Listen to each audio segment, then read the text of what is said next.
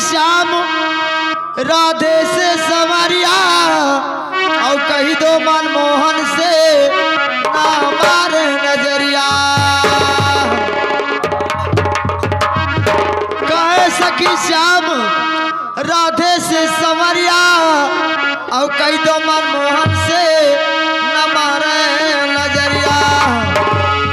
अरे तू ना खायो रे भैया, अरे तू ना खायो रे भैया, तो ना सवा मतिया मतिया तू ना खायो रे भैया।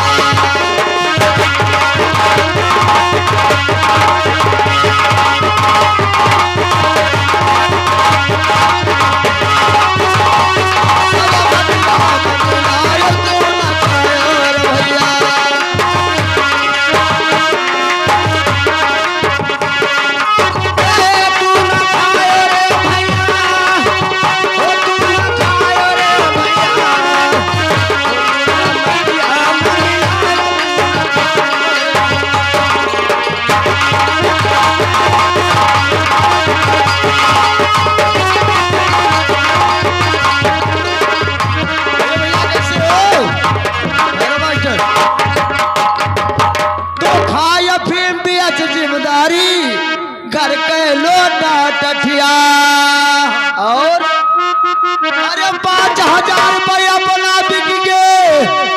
अरे 7 बरस के बिटिया ऐसे हवा दबदा भैया भैया तू न खायो रे भैया, भैया भैया तू न खायो रे भैया।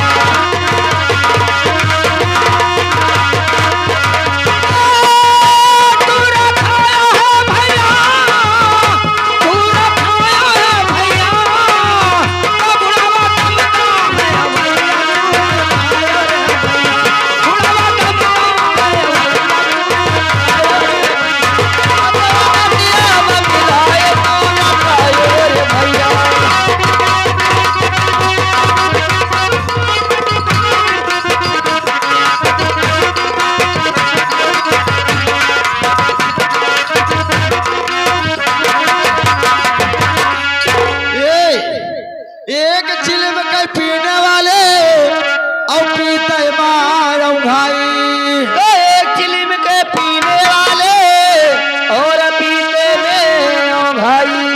अरे चिल्म गिर के बाद गद्दा के ऊपर, अच्छा अरे गद्दा चरई रजाई तो अगिया लुगरी मला गई है तू न खायो रे भैया, अगिया लुगरी मला गई है तू न खायो रे भैया।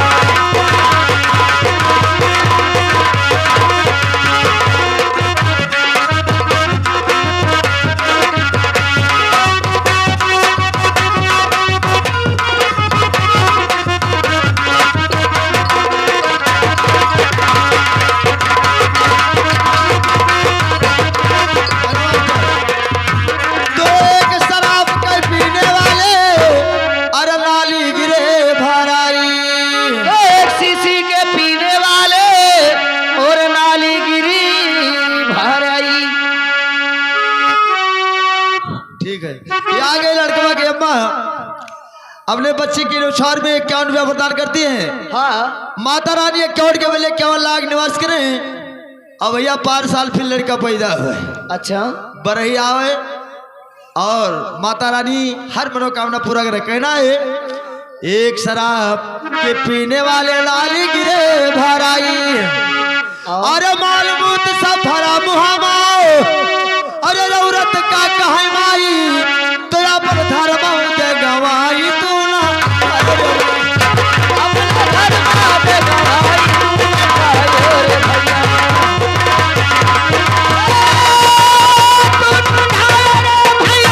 तू ना खायो रे भैया, तू ना खायो रे भैया, भैया मिलायो तू ना खायो रे भैया।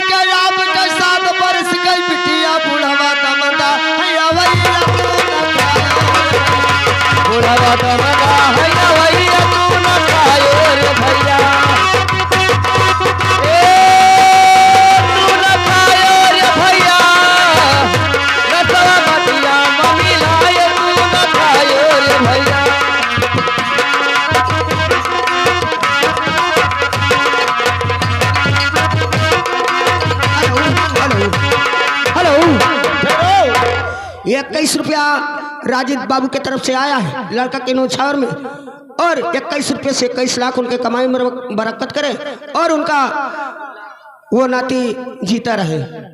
ठहरो, आशीर्वाद के रूप में कहना क्या है? क्या है? अरे घरिया में बाढ़ तुअरे कैरा भाई सिया बाढ़ी बकरिया पारी वार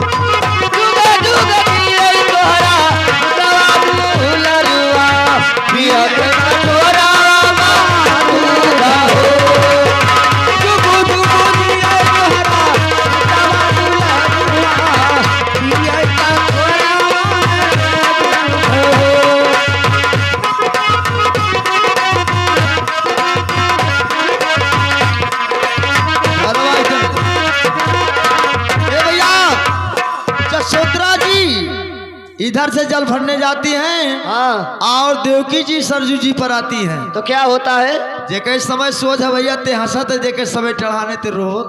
सही बात। इधर देवकी जी रोती है और जसोदरा जी हंसती हैं। तो कहा ये बहन क्यों रोती हो?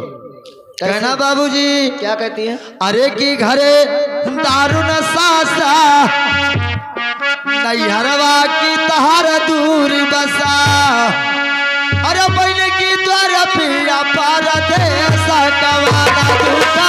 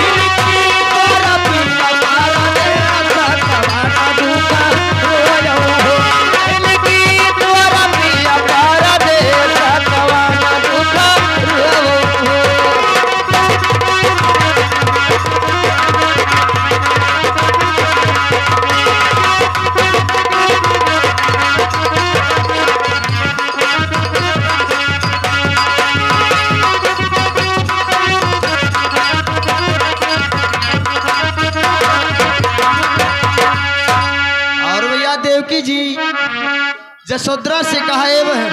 क्या कहती है? ना ही घरे दारू न सासा नहीं हरवा ना ही दूरी बसा, अरे बहनी ना ये मारे पिया परदेसा को सारा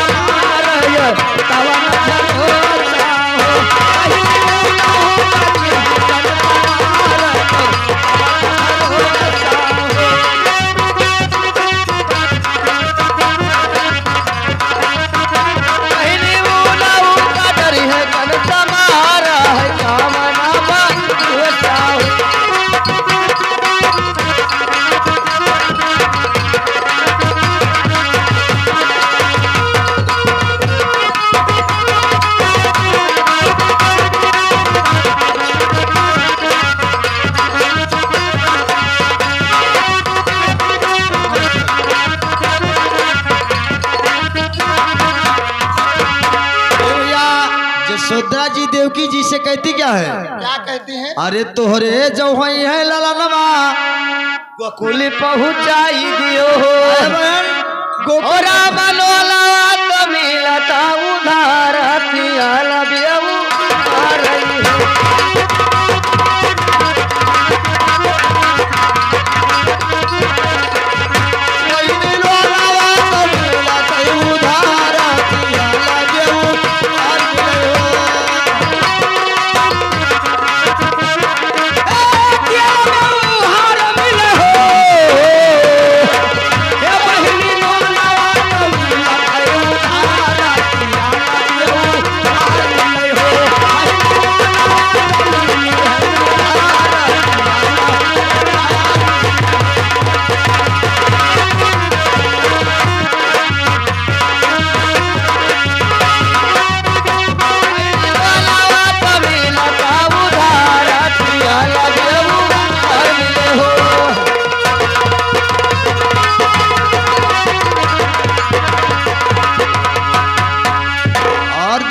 यशोधरा जी से कहती है बहनी लोन तो मिली है उधारे तियल व्यवहार मिले ओ बहिनी को खिया के कावना उधार ललनवा ही ये भई हो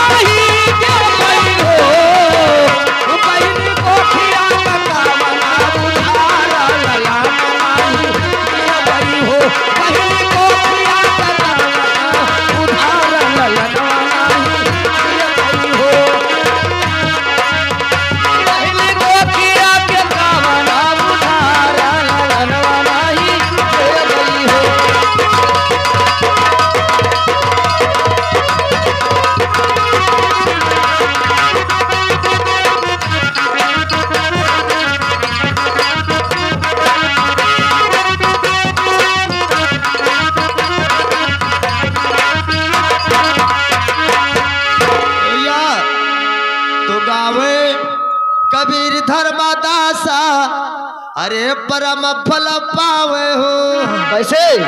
अरे बहनी लाल नाया मारा हुई जाई परम फल पावे मारा होई जाई परम फल पावे हो